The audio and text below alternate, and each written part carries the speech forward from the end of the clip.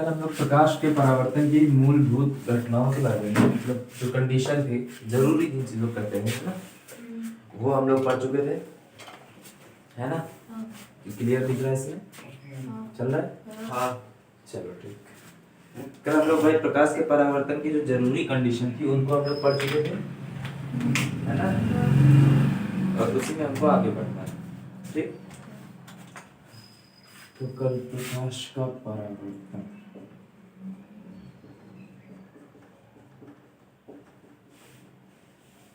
प्रकाश का परावर्तन, ठीक। प्रकाश का परावर्तन होता क्या है? प्रकाश जब किसी माध्यम से चलकर किसी सतह से टकराकर वापस उसी माध्यम में लौट आती है, तो प्रकाश के वापस लौटने की यह घटना प्रकाश का परावर्तन कही जाती है, ठीक है। यानी ये मान लेते हैं परावर्तक तल है हमारे पास, दर्पण हम मान ले रहे हैं, ठीक है। तो दर्पण वगैरह सब पढ़ लिए थे हम लोग, समतल दर्पण वगैरह, गोलीय दर्पण वगैरह। ये मान लेते हैं ये क्या है बेटा हमारा, ये हमारा है एक समतल दर्पण है, ठीक है। मान लेते हैं ये क्या है आपका समतल दर्पण है, ठीक। ये वाला जो भाग है इसका पीछे साइड तो लाइनें खींची है ना ऐसे से, और इसको हम लोग क्या कहेंगे पॉलिश वाला एरिया, ठीक। ये सामने देखो एकदम साफ होगा, एकदम स्मूथ, है ना। तो इसको कहेंगे बेटा हम लोग परावर्तक तल। क्या कहेंगे? परावर्तक तल, ठीक है। अब यहाँ पर अगर कोई प्रकाश आएगी, प्रकाश की किरण, ठीक है, तो ये जो प्रकाश की किरण आ रही है, इस कांच के इधर जो माध्यम है वो पूरा सेम होगा यहाँ से यहाँ तक का। जैसे ही ये कांच से टकराएगी तुरंत ही क्या होगी, इसी माध्यम में वापस लौट जाएगी। तो प्रकाश की किरण एक माध्यम से चलकर किसी दूसरे माध्यम की सतह से टकराकर, भाई इधर क्या वायु है पूरी भरी पड़ी, लेकिन जहां टकरा रही है, जिस सतह से टकरा रही है वो दूसरे माध्यम का बना होगा नहीं, कांच का बना है दर्पण, तो माध्यम कांच का अलग होता है ना। तो प्रकाश की किरण एक माध्यम से चलकर दूसरे माध्यम की सतह से टकराकर वापस लौट आती है। प्रकाश की किरण की वापस लौट आने की यह घटना प्रकाश का परावर्तन कहलाती है, ठीक है। इतनी बात समझ में आ गई?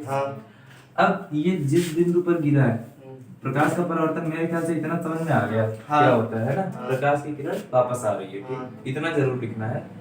जब प्रकाश किरण एक माध्यम से चलकर दूसरे माध्यम की सतह से टकराकर वापस पहले माध्यम में लौट आती है, तो प्रकाश के लौटने की यह घटना प्रकाश का परावर्तन कहलाती है ना। इसको परिभाषा के रूप में आप लिख लोगे। अब ध्यान देना, इतनी बात तो ठीक है, लेकिन एक बात यह है कि आखिर इनमें से कौन सी लाइन आती हुई है और कौन सी लाइन जाती हुई है ना। और आने वाली लाइन को क्या कहेंगे, जाने वाली लाइन को क्या कहेंगे, है ना। तो ध्यान से देखो, तो इस किरण को मान लेते, ये देखो एरो आने का लगा दर्पण पर, है ना। दर्पण पर यहाँ मान लेते हैं बेटा M1 M2, ये दोनों बिंदु दर्पण पर, ठीक है। और इस बिंदु को मान लेते हैं बेटा A, और इस बिंदु को मान लें B, है ना। और इस बिंदु को मान लें C। कोई दिक्कत नहीं है ना। अच्छा, यहाँ पर हम एक अभिलंब खींच लेते हैं, ठीक, एकदम लंबवत सतह के लंबवत एक हमने क्या कर दिया, अभिलंब खींच दिया, जिसको हम लोग कहते हैं N, ठीक है। इतनी बात क्लियर है? अब देखो, ये जो AB किरण आप देख रहे हो, क्या है AB किरण के लिए ऊपर AB के ऊपर ऐसे एरो लगा देंगे, ठीक है। AB किरण जो आप देख रहे हो ये क्या है, आपकी आपतित किरण है, ठीक है। जो किरण आ रही है उसको क्या कहेंगे बेटा, आपतित किरण, ठीक। अच्छा, BC को देखो आप, तो BC किरण जो है आपकी जा रही है ना, तो जाने वाले को जा कैसे रही है, परावर्तित होके जा रही है भाई। अगर जाती ही नहीं तो परावर्तन की घटना होती नहीं। तो इस किरण को हम क्या कहेंगे, परावर्तित किरण। क्या कहेंगे इसको, परावर्तित किरण, परावर्तित किरण, ठीक है बेटा। इस किरण को हम क्या कहेंगे, परावर्तित किरण। ये हो गई आपकी आपतित किरण, ठीक है, आपतित किरण। और ये क्या हो गई आपकी परावर्तित किरण, ठीक है। जिस बिंदु पर प्रकाश गिरा है, ठीक है, जिस बिंदु पर प्रकाश की किरण ये गिरी, इस बिंदु को हम लोग क्या कहेंगे बेटा? आपतन बिंदु। क्या कहेंगे हम लोग? आपतन बिंदु, ठीक है। और ये जो आप डॉटेड लाइन में देख रहे हो, ये क्या है बेटा? इस दर्पण के लंबवत है। ये जो n है, ये रहा आपका m1 और ये रहा m2, ठीक है। इस पर एक लंबवत रेखा हमने खींची है n, ठीक है, ना कि इनके किरण पे लंबवत है, ठीक है। बात ध्यान रखना, ये किसके लंबवत है? ये लंबवत है बेटा दर्पण के। अब बात समझ में आ रही है? कोई दिक्कत है? कोई कंफ्यूजन है? नहीं। पक्का? आगे देखते हैं। n क्या है आपका बेटा? तो ये जो है आपका है अभिलंब, ठीक है। ये क्या है? अभिलंब, ठीक है। देखो आप, ये सारी चीजें आपको लिखना है, ठीक है। अब यहाँ पर जो b है, b क्या है बेटा? ये है आपतन बिंदु। क्या है? आपतन बिंदु। n क्या है बेटा? bn क्या है बेटा आपका? तो bn जो है आपका ये है अभिलंब, ठीक है। इतनी चीजें हो गई। और m1 m2 क्या है बेटा? ये है बेटा आपका समतल दर्पण का द्वारक, ठीक। क्या है? समतल दर्पण का द्वारक। समतल दर्पण का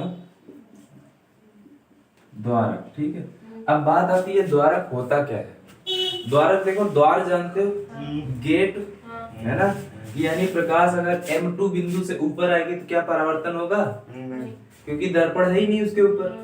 m1 के नीचे पड़ेगी प्रकाश की किरण तो क्या परावर्तन होगा? नहीं होगा। क्यों? क्योंकि दर्पण है ही नहीं है, वो निकल जाएगी आगे, ठीक है। इतनी बात क्लियर है ना? पक्का?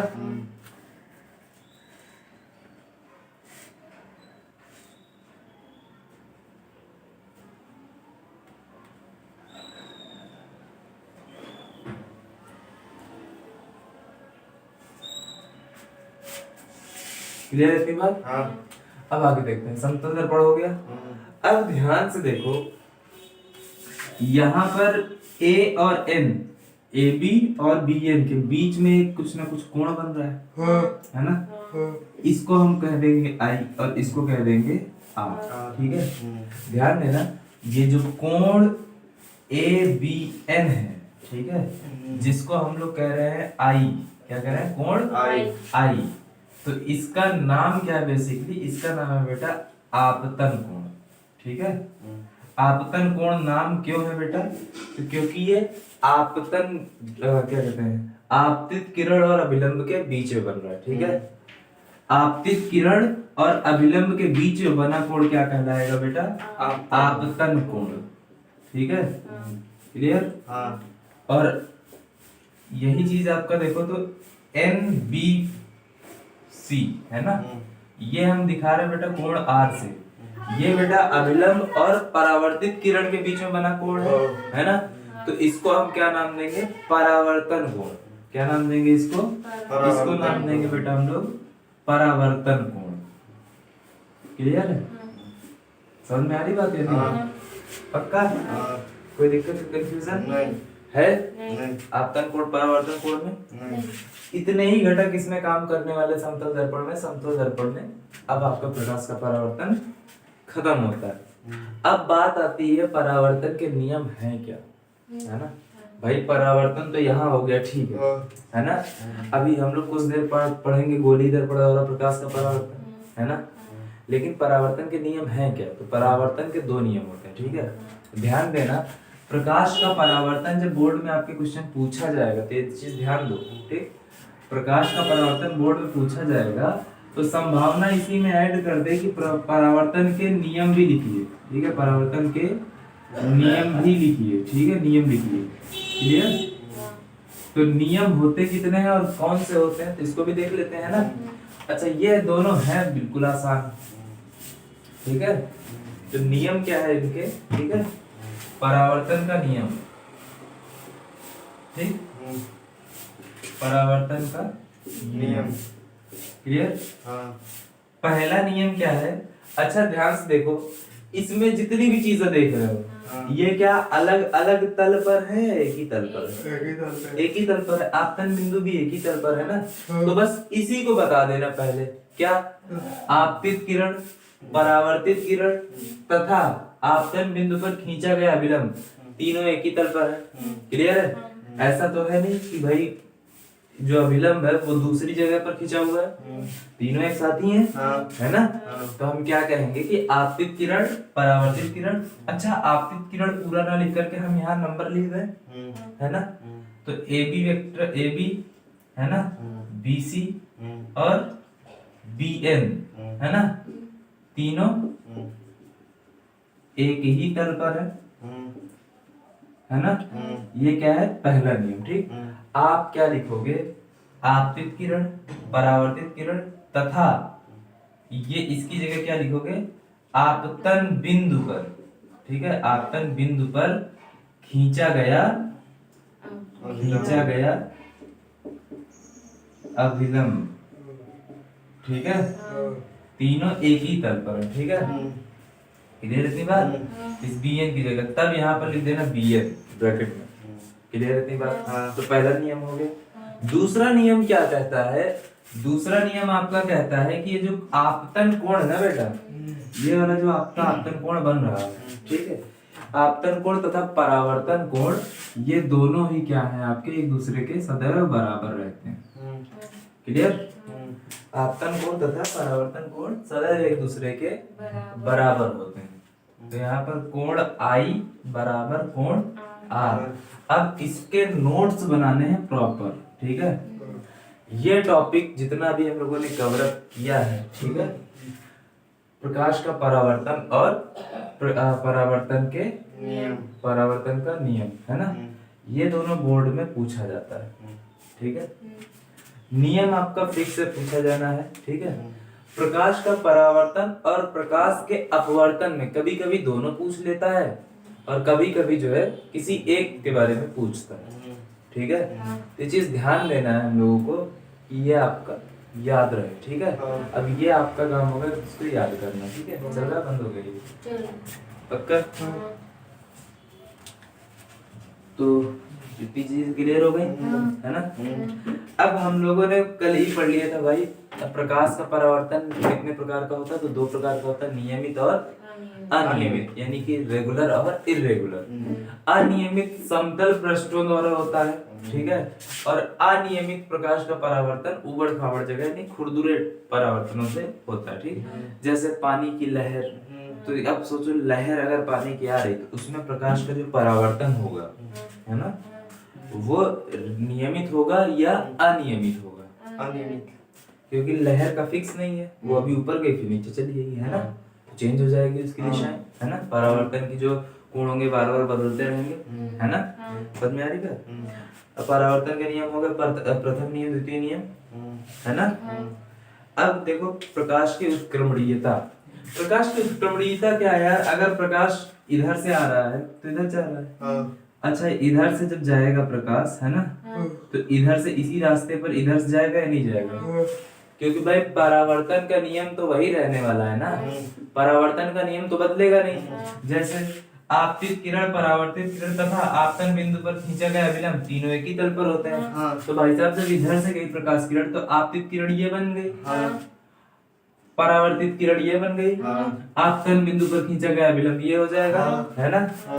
तो पहला नियम तो पूरा हो गया।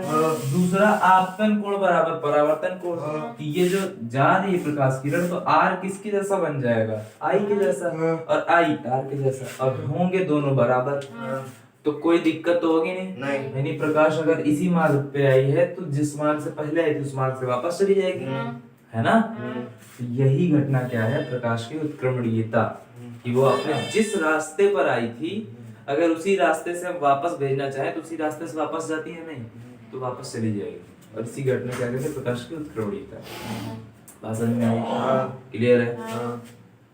अब आप लोग का इसमें जो जो चीजें चेक द पॉइंट करके दिया गया है उसको आप लोग सॉल्व करोगे, ठीक है। जो नहीं आएगा उसको आप पूछोगे, ठीक है, क्लियर।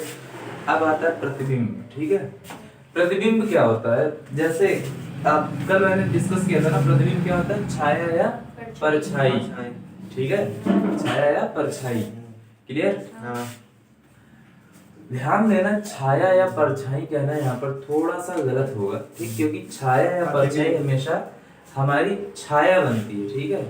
यानी कि वो एकदम, जब भी आप परछाई देखोगे वो काले कलर की ही बनेगी। कभी देखा रंग बिरंगी बनी, लाल कलर शर्ट पहनी तो परछाई की भी लाल कलर शर्ट है? नहीं, ऐसा नहीं होता। लेकिन प्रतिबिंब के साथ ऐसा होता है, है ना। भाई अगर शीशे में आप देख रहे हो, आपके यहाँ दाग लगा तो यहाँ दाग ही दिखाएगा, है ना। अगर आपने लाल कलर शर्ट पहन रखी है तो लाल कलर के ही कपड़े दिखाएंगे उसमें, है ना।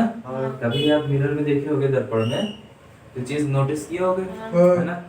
तो प्रतिबिंब और परछाई में यही एक अंतर है। और दूसरी चीज, प्रतिबिंब हूबहू हमारे जैसे दिखती है, ठीक है, क्लियर। यदि शकल हमारी जैसी होगी, परछाई में जरा शकल मिला के देखो, समझ में नहीं आएगा, नाक कहाँ है, दूसरा कान ही गायब है ना। समझ में आएगा। तो प्रतिबिंब होता क्या है, बस ध्यान देना, प्रतिबिंब हमारा बनेगा ना, जैसे मान करते हैं इसके सामने बना लेते हैं, इसको रख कर दे, नोट कर लिया? नहीं, बैठे कहाँ रहते हो, ये सब नोट करना रहता है। चलने दो, अब रहने दो। विनान सही से बैठो, जैसा लग रहा है घंटे भर टाइम हम देंगे नोट करने के लिए। तो पता है 1 घंटे क्लास है, उसमें भी 5 मिनट इधर उधर हो जाता है, फिर भी बैठे रहते हो आराम से। देखो, ये मान लेते हैं बेटा हमारे पास क्या है, कोई समतल दर्पण है, क्लियर। अब इसके सामने कोई भी व्यक्ति खड़ा हुआ है, ठीक, क्लियर। अब यहाँ पर जो प्रकाश किरण ये है, ठीक, यहाँ से इतनी दूरी पर यहाँ पर जाएगी, ठीक है, और दूसरा यहाँ से लेकर के बिल्कुल वही चीज यहाँ पर आ जाएगा, ठीक है। जितनी दूरी इस वस्तु और दर्पण की इधर है, ठीक, उतनी ही दूरी यहाँ पर जो इसकी छाया बनेगी या जो यहाँ पर इसका प्रतिबिंब बनेगा, ठीक है, उसकी भी यहीं पर होगी, क्लियर है। समझ आ रही बात। अब ये जो दर्पण के अंदर आपको बनता हुआ दिखाई दे रहा है, ठीक है, जो दर्पण के अंदर आपको इस व्यक्ति के जैसा बना हुआ दिखाई दे रहा है, इसको क्या कहेंगे, ये तो भाई हमारे पास ओरिजिनल व्यक्ति है। जो चीज ओरिजिनल रहती है उसको हम कहते हैं वस्तु, या फिर कह देते हैं हम लोग बिंब। क्या कहते हैं? बिंब, ठीक। और चूंकि ये वाला पार्ट तो ओरिजिनल है नहीं, ये दर्पण के अंदर बन रहा है ना, है ना। तो इस कारण जो दर्पण के अंदर हो, जो बिल्कुल उल्टा है, ये वास्तविक है तो ये वास्तविक नहीं है, ठीक है। तो वास्तविक है तो बिंब, और जब वास्तविक नहीं तो इसका बिल्कुल उल्टा हो गया, तो प्रति का मतलब होता है उल्टा, ठीक है। तो इसका जस्ट उल्टा है, यानी कि वास्तविक, ये वास्तविक नहीं है, इसे हम लोग क्या कह देंगे, प्रतिबिंब कह देंगे। क्या कह देंगे बेटा? प्रतिबिंब कह देंगे, ठीक है, क्लियर। अब ध्यान देना, जो वास्तविक है, ठीक, वास्तविक का मतलब जो एक्चुअल में है, ठीक है, और जो एक्चुअल में नहीं होता है, जो वास्तव में नहीं होता है, तो उसे हम लोग एक अलग नाम से जानते हैं, आभासी, ठीक है। जो वास्तविक है, एक तो होगा वास्तविक, है ना, और दूसरा क्या होगा, वास्तविक नहीं है ना। जो वास्तविक नहीं है उसको हम लोग किस नाम से जानते हैं, आभासी, है ना। जैसे देखो हॉरर मूवी देखे होगे सब लोग, है ना, भूत वाली। और जब रात में अगर तुम देख रहे हो, फिर अगर रात में आपको टॉयलेट जाना तो लगता तखत के नीचे कोई बैठा है ना। यह बाथरूम गेट के बाहर कोई खड़ा है ना। छोटे रहे होगे तो ऐसा महसूस किए होगे, है ना। क्या हकीकत में कोई होता है? बस हमको क्या होता है, आभास होता है शायद कोई है ना। क्यों? क्योंकि हमने मूवी में देखा था, हीरोइन जैसे कमरे आई, गेट के पीछे खड़ा था, है ना। होता है नहीं? तो आभासी समझ में आ रही है बात, ठीक है। आभासी क्या होता है, जो वास्तव में ना हो बट ऐसा लग रहा है कि कुछ है। यानी जब हम दर्पण में देखते हैं अपनी इमेज, यानी अपना प्रतिबिंब, वो वास्तव में नहीं होता, बस वो आभास होता है कि हो रहा है। और वो हमारा क्या होता है, परावर्तन के कारण हमको दिखाई देता है। बात समझ में आ रही है? परावर्तन के कारण हमको दिखाई पड़ता है। तो प्रतिबिंब समझ में आया? कोई दिक्कत है? कोई कंफ्यूजन नहीं है? अब देखो, समतल दर्पण से परावर्तन का एक खासियत ये है, ठीक है, कि वस्तु दर्पण से जितनी दूरी पर है, ध्यान से समझो इधर, ये जो वस्तु है ना, ये दर्पण से अगर d दूरी पर है, तो प्रतिबिंब दर्पण के अंदर d दूरी पर ही बनेगा। क्लियर? और ध्यान देना, इसमें अगर आप अपना दाहिना हाथ इस तरह उठाओगे तो वस्तु क्या करेगी बेटा, आप अपना बायां हाथ उठाएगी। क्यों? क्योंकि आपका ये साइड उठा था, है ना। जैसे इधर लिख देते हैं लेफ्ट और इधर लिख देते हैं राइट, है ना। अब ध्यान देना इस लेफ्ट राइट पे।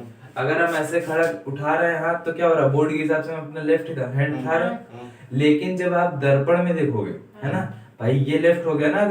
अगर हम इसके हिसाब से देखें, फेस हमारा इधर है, हमने इधर लेफ्ट लिखा है, हालांकि राइट लिखना चाहिए था इधर, है ना। और ये राइट लिखा है, मान लेते हैं ये हमारा क्या है, लेफ्ट है, ये क्या है हमारा, राइट है।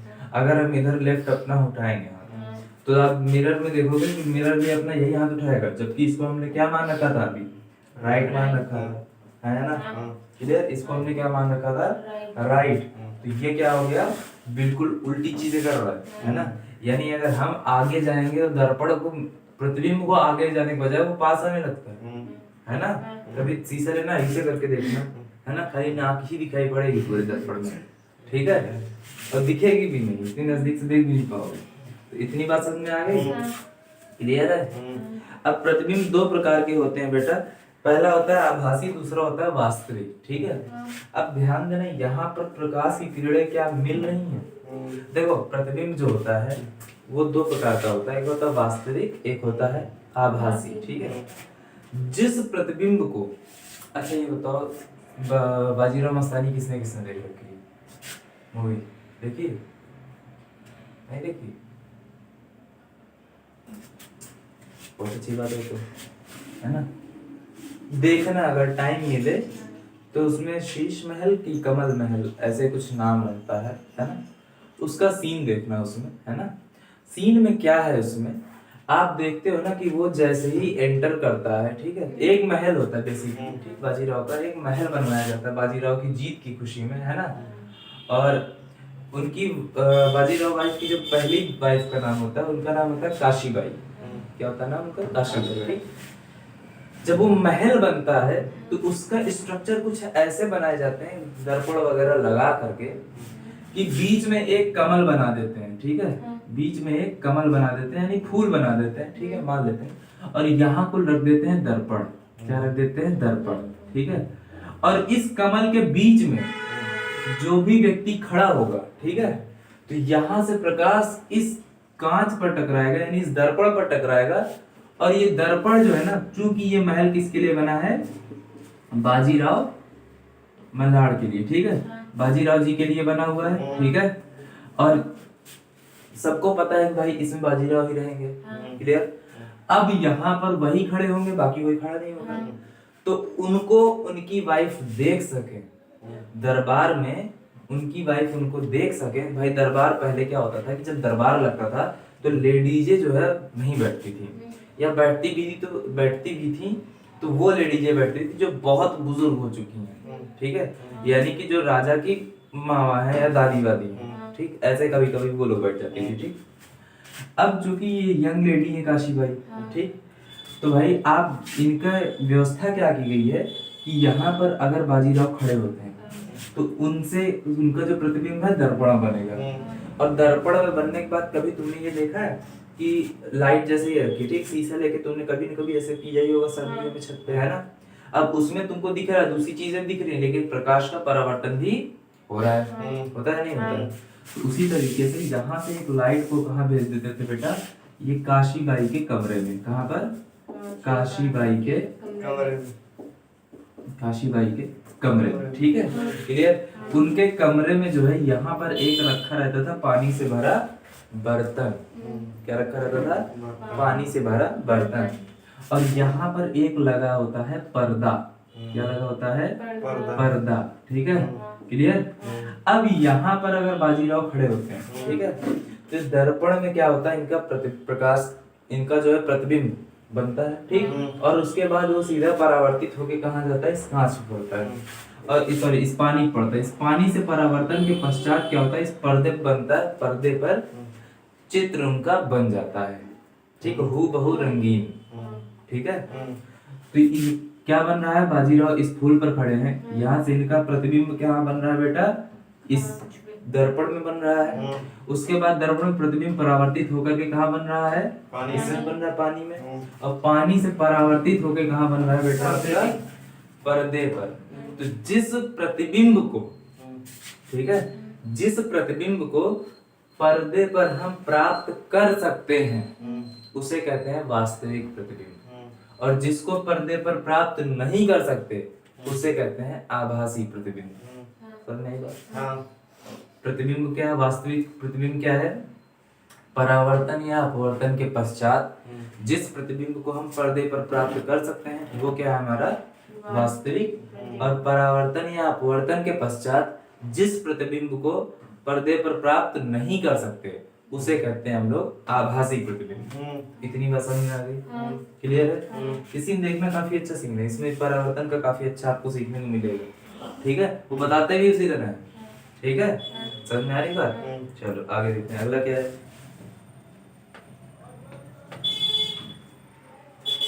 दर्पण। दर्पण हम लोग पढ़ ही चुके थे पहले, है ना? क्लियर? अब आता है पार्श्व उत्क्रमण। ठीक है, पार्श्व उत्क्रमण को हम लोग क्या बोलते हैं बेटा? Lateral inversion. ठीक है, अच्छा, पार्श्व उत्क्रमण का मतलब क्या होता है? जैसे अभी मैंने वो बताया प्रतिबिंब वाला, समतल दर्पण वाला, है ना? ये जो घटना कहलाती है ना, यही होती है बेटा पार्श्व उत्क्रमण। ठीक है, क्या होता है? पार्श्व उत्क्रमण। ठीक है, लेटरल इन्वर्जन। ठीक है, क्या होता है कि अगर आप अपना समतल दर्पण मान लेते सामने लगा दिए, ठीक, अब तुम अगर इधर से नोटिस कर रहे हो, ठीक, आप हमको बता रहे कि हमारा राइट हैंड है, ये हमारा लेफ्ट हैंड है, ठीक है, तो अगर यही चीज हम दर्पण में चले जाएंगे तो हमारा फिर ये राइट हैंड इधर आ जाएगा, लेफ्ट हैंड इधर आ जाएगा। अब हम अगर इधर से दाहिना हाथ उठाते तो आप देखते होगे दर्पण जो है अपना बायां हाथ उठाता है, होता है नहीं? दर्पण में प्रतिबिंब जो है बायां हाथ उठाता है। ठीक, यानी हम जो साइड जैसे उठा रहे हैं दर्पण भी वही साइड उठा रहा है, उसको इससे मतलब नहीं आप दायां उठा रहे हो बायां। दर्पण के अंदर जो प्रतिबिंब बना है उसको इस बात से कोई मतलब नहीं है कि आप अपना दाहिना हाथ उठा रहे हो या फिर बायां हाथ उठा रहे हो, है ना? तो अगर आप दाहिना हाथ उठाते हो तो वो भी अपना दाहिना हाथ उठाने की कोशिश करेगा। कोशिश क्या करेगा? वो वही हाथ उठाएगा जैसे आपने इधर का उठाया। जैसे एक बच्चे को हाथ उठाओ ऐसे, तो वो भी इधर ही वाला हाथ उठा देगा, है ना? क्यों? क्योंकि उसको नहीं पता आप दाहिना उठा रहे हो बायां। तो यही चीज क्या कहलाती है बेटा? पार्श्व उत्क्रमण। ठीक, यानी जिधर की चीज हमने देखी उधर ही कर दी। ठीक है, जैसे एम्बुलेंस आप देखते हो कि गाड़ियों पे आगे लिखा होता है, उल्टा लिखा होता है ना? एम्बुलेंस एम्बुलेंस की स्पेलिंग क्या होती है? ये होती है ना? ठीक है, clear?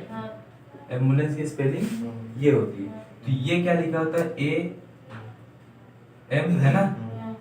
B U L A, ठीक है, एन सी ई, कुछ ऐसे लिखा होता है। अब जब दर्पण में देखोगे तो ये क्या होगा? ये सीधा दिखाई देगा भाई। ए तो इधर ही है, इधर ए बन जाएगा, एम घूम जाएगा, बी इधर हो जाएगा, है ना? क्योंकि दर्पण क्या बिल्कुल हूबहू इसी को इसको दिखाएगा। ठीक है, दर्पण में जब देखोगे इसको इस तरह से तो ये सीधा करके इसको एम्बुलेंस बना देगा। क्लियर है? तो किस कारण होता है? ताकि जो आगे वाली गाड़ियां चल रही हैं, ठीक है, इसकी एक बहुत ही अच्छा प्रयोग है ये कि जो आगे वाली गाड़ियां चल रही हैं उनमें समतल दर्पण लगा होगा, नहीं तो कोई ना कोई दर्पण लगा होगा, और दर्पण ये वाले प्रतिबिंब को ऐसे पलट देगा। क्यों? क्योंकि हर दर्पण पार्श्व उत्क्रमण करता है। बात समझ में आ रही है? क्लियर? कि जैसे जैसे जिधर जो अक्षर बना उसको बस वैसे ही बना देगा, बस घुमा देगा थोड़ा सा, है ना? बात समझ में आ रही है? कोई दिक्कत है? कोई कंफ्यूजन है? नहीं है ना? अब देखो जब ये इधर ऐसे बन जाएगा, आदमी सामने इस तरह बैठा हुआ है, ठीक है, तो ए देखो इस साइड बनेगा पहले, फिर एम आ जाएगा, फिर बी आएगा, फिर यू आएगा, फिर एल आएगा, फिर ए आएगा, फिर एन आएगा, फिर सी आएगी और ई आएगा फाइनली। तो एम्बुलेंस हमको दिखाई पड़ जाएगा, लोग कार वगैरह साइड कर लेंगे भाई जाने को। क्लियर है? तो ये जो आप देख रहे हो कि कोई चीज उल्टी बनी है, बिल्कुल हूबहू वैसे ही सामने बन जा रही बट वो सीधी हो जा रही है, तो इसी घटना को हम लोग क्या कहते हैं? पार्श्व उत्क्रमण। क्लियर? Lateral inversion. बात समझ में आ रही? कोई दिक्कत नहीं? पक्का? इसी के साथ आपका समतल पृष्ठ पर प्रकाश का परावर्तन हम लोग खत्म कर लिए, है ना। अब इसके पास खाली आपके पास क्या बचता है, ये नोट्स बनाना इस चैप्टर के, ठीक है। और नोट्स मेरे ख्याल से बन रहे होंगे, है ना। एक बार हमको दिखा देना कल ला करके, इसको रख कर दें। समझ में आया कि नहीं, या नहीं, पक्का। चलो अब देख लेते हैं गोलीय दर्पण द्वारा प्रकाश का परावर्तन, ठीक है। गोलीय दर्पण द्वारा प्रकाश का परावर्तन, भाई समतल द्वारा हमने देख लिया। नियमित में हम लोगों ने दो प्रकाश के परावर्तन देखे ना, दो पढ़ने थे, एक तो समतल द्वारा, एक गोलीय दर्पण द्वारा। अच्छा, गोलीय दर्पण में भी दो प्रकाश के परावर्तन पढ़ने, है ना। पहला कौन सा है, तो पहला है बेटा अवतल दर्पण द्वारा, दूसरा कौन सा बेटा, तो उत्तल दर्पण द्वारा। क्लियर है, क्लियर, दिक्कत कोई कंफ्यूजन नहीं। अब देखो गोलीय दर्पण द्वारा प्रकाश का परावर्तन, ठीक है। इसके द्वारा गोलीय दर्पण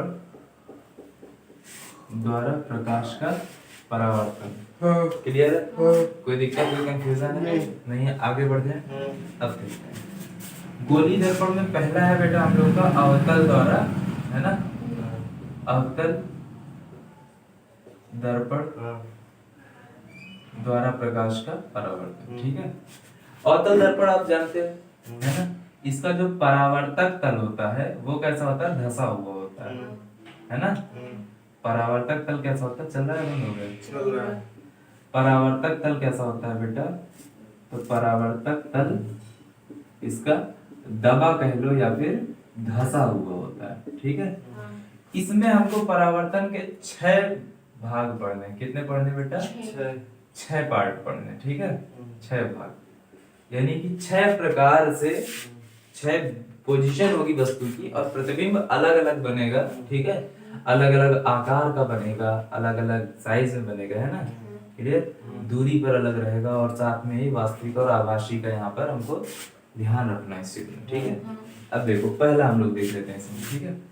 ये रहा बेटा हमारा अवतल दर्पण, क्लियर है, ये क्या हो गया हमारे पास, अवतल दर्पण हो गया, क्लियर, अवतल दर्पण, ठीक है। अब ध्यान देना, अवतल दर्पण हमने बना लिया, ठीक। अब मैंने बताया ये आपका क्या है, गोलीय दर्पण है।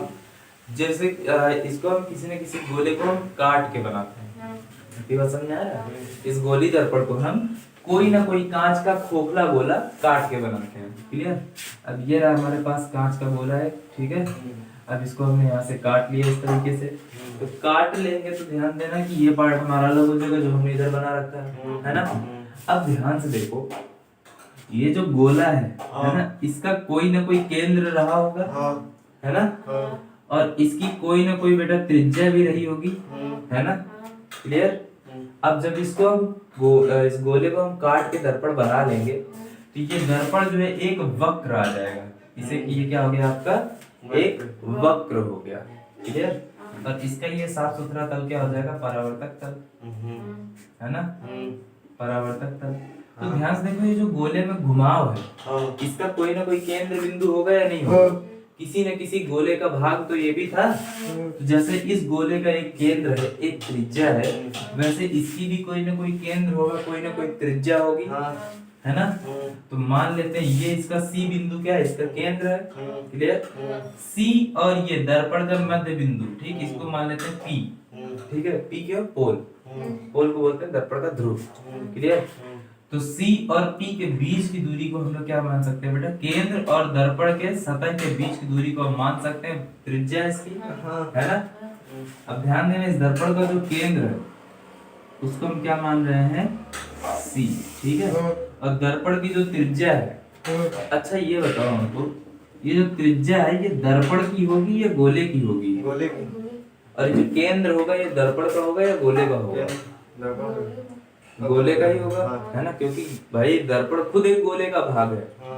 और दर्पण बेसिकली है क्या, एक वक्र था, है ना, जिसको हमने पीछे पॉलिश लगा के आगे परावर्तक तल बना दिया, तभी तो दर्पण बना। तो इन सब से पहले लग जाएगा वक्रता, क्लियर, क्या जुड़ जाएगा शब्द, वक्रता, ठीक है। यानी ये दर्पण जिस गोले का भाग है, ठीक है, उस गोले को केंद्र को क्या कहेंगे इस दर्पण के लिए, कि ये इस दर्पण का वक्रता केंद्र है। ठीक है, क्लियर? क्यों कहेंगे? क्योंकि ये जो दर्पण है ये खुद किसी न किसी गोले का एक भाग है। तो उस गोले का जो केंद्र है इस दर्पण के लिए वक्रता केंद्र नाम से जाना जाएगा। उस गोले की त्रिज्या, इस दर्पण की त्रिज्या के जब बारे में बात करेंगे तो उस गोले की त्रिज्या को हम क्या कहेंगे कि इस दर्पण की ये वक्रता त्रिज्या है। बात समझ में आ रही है? कोई दिक्कत, कोई कंफ्यूजन नहीं है? इतनी बात, कोई डाउट नहीं ना? अब देखो हम लोगों ने एक चीज और पढ़ी थी, हम लोगों ने अभिसारी और अपसारी किरण पुंज पढ़ा था, है ना? अब उसका 2 मिनट हम देख लेते हैं, फिर इसके परावर्तन पर आते हैं। क्लियर है? चलो देखते हैं इसको।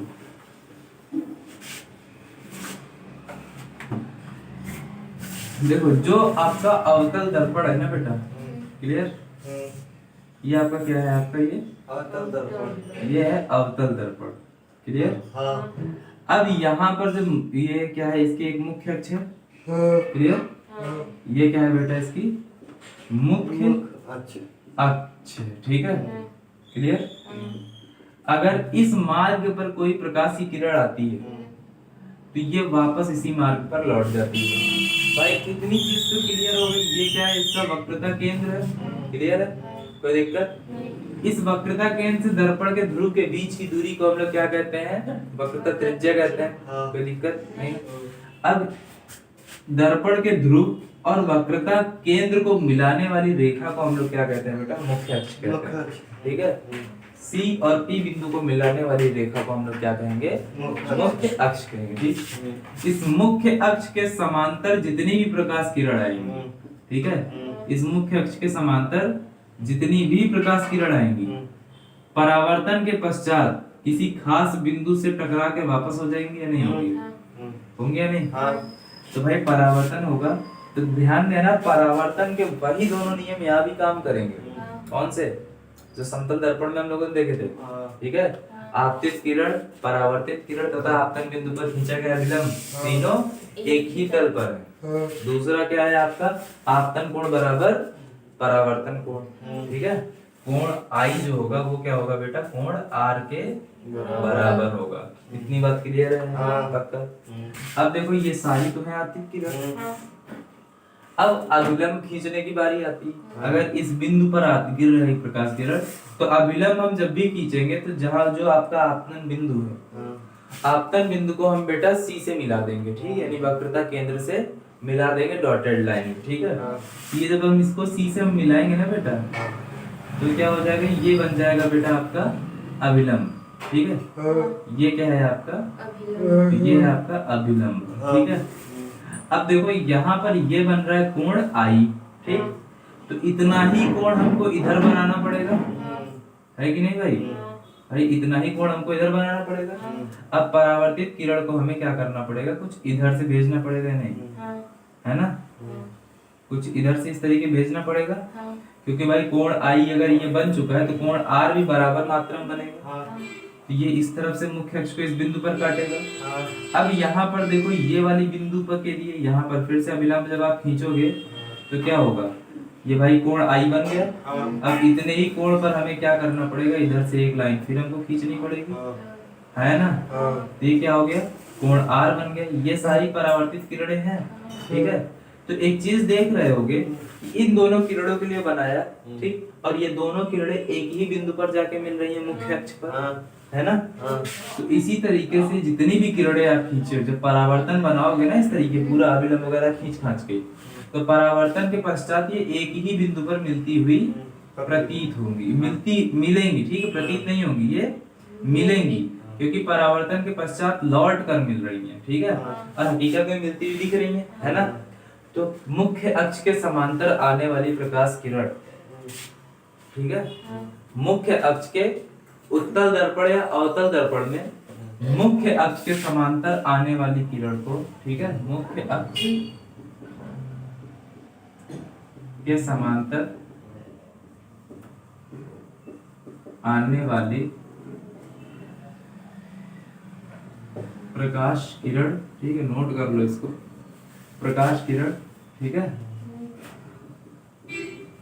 गोलीय दर्पण गोली दर्पण में कौन सा बेटा, अवतल या उत्तल दर्पण, है ना। गोली दर्पण से परावर्तन के पश्चात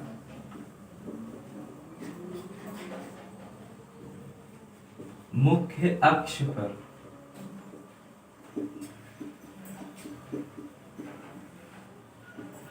जिस बिंदु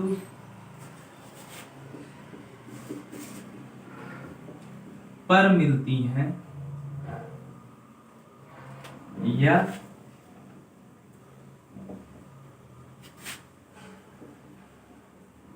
जिस बिंदु से आती हुई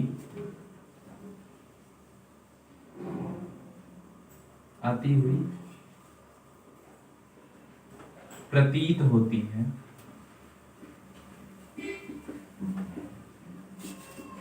दर्पण का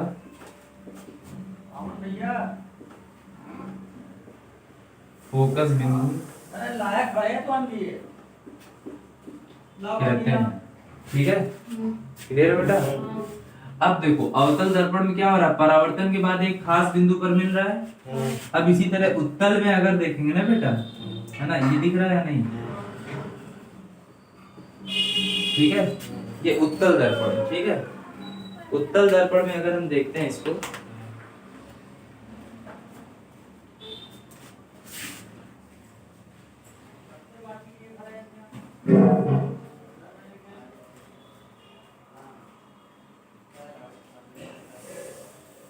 ठीक है, उत्तल दर्पण में भाई, अच्छा ये बताओ, इसमें ध्रुव ये रहा, इसका वक्रता केंद्र किधर होगा, इधर होगा या उधर होगा, क्यों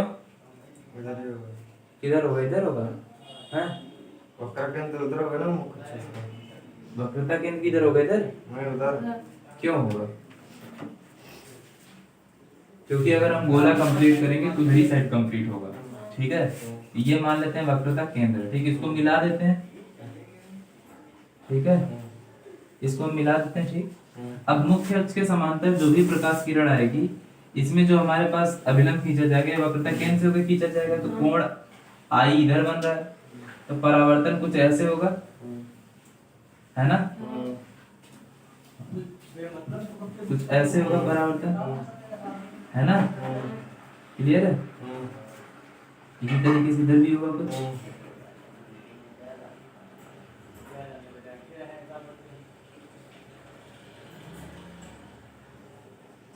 क्लियर।